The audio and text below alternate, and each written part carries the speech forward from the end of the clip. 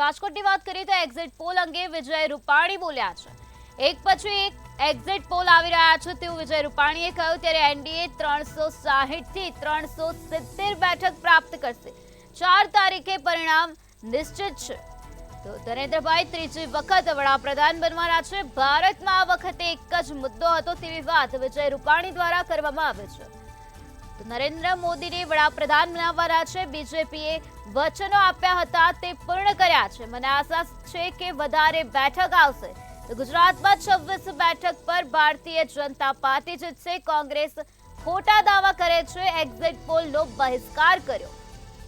તો વિજય રૂપાણીએ જણાવ્યું છે કે ગુજરાતમાં 26 બેઠક પર ભારતીય જનતા પાર્ટી જીતશે। કોંગ્રેસ ખોટા દાવા કરી રહી છે અને એક્ઝિટ પોલનો બહિષ્કાર કરવામાં આવ્યો છે। તો 4 તારીખે પરિણામ નિશ્ચિત છે। એક પછી એક એક્ઝિટ પોલ આવી રહ્યા છે। ત્યારે નરેન્દ્રભાઈને ત્રીજી વખત વડાપ્રધાન બનાવવાના છે। નરેન્દ્રભાઈ ત્રીજી વખત વડાપ્રધાન બનશે।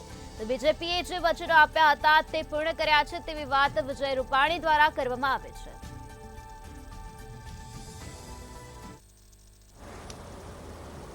તમામ એક્ઝિટ પોલ એક પછી એક આવી રહ્યા છે। લગભગ બધા એક્ઝિટ પોલમાં એનડીએ 360 થી 70 બેઠકો પ્રાપ્ત કરશે એ પ્રકારના એક્ઝિટ પોલ આવી ગયા છે। એનો મતલબ એ છે કે 4 તારીખે પરિણામ નિશ્ચિત છે। એનડીએ અને ભારતીય જનતા પાર્ટીની સરકાર બનવાની છે।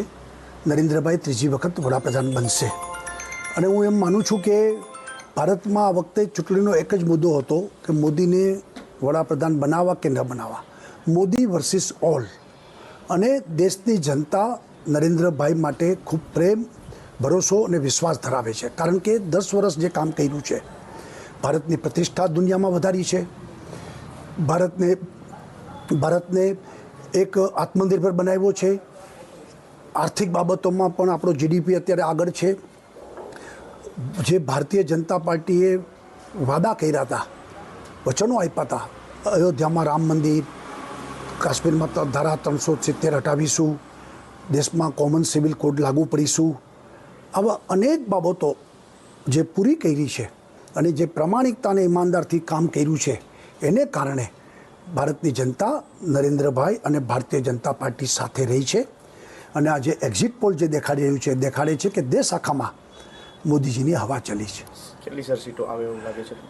દેશ આખામાં 360-70 એક્ઝિટ પોલ દેખાડે છે, પણ મને આશા છે એથી વધારે બેઠકો આવશે। ગુજરાતમાં પણ 26 બેઠક ભારતીય જનતા પાર્ટી જીતશે। કારણ કે આ એક હવા જ્યારે ચાલી છે ને ત્યારે પછી કોઈ બચે નહીં। ભૂતકાળમાં કોંગ્રેસની જ્યારે હવા રાજીવ ગાંધીના વડાપ્રધાન પદ નીચે ચાલી હતી ત્યારે ભારતીય જનતા પાર્ટીના અટલજી પણ ચૂંટણી હારી ગયા હતા। એટલે આ કોઈ બચે નહીં એવું હું સ્પષ્ટ માનું છું। સર, કોંગ્રેસ દાવો કરી રહી છે 290 સીટ। જો કોંગ્રેસ ખોટા દાવા કરે છે, કોંગ્રેસે એક્ઝિટ પોલનો પણ બહિષ્કાર કર્યો, હિંમત નથી એનામાં। અને 4 તારીખ પછી એ ઈવીએમ ઉપર ઠીકરા ફોડશે અને એ 100% કોંગ્રેસ હવે ડૂબતી નહીં છે, કોંગ્રેસ ખતમ થઈ જશે।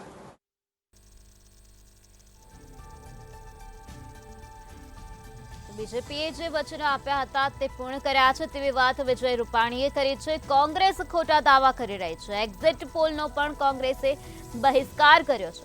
તો ગુજરાતમાં 26 બેઠક પર ભારતીય જનતા પાર્ટી જીતશે।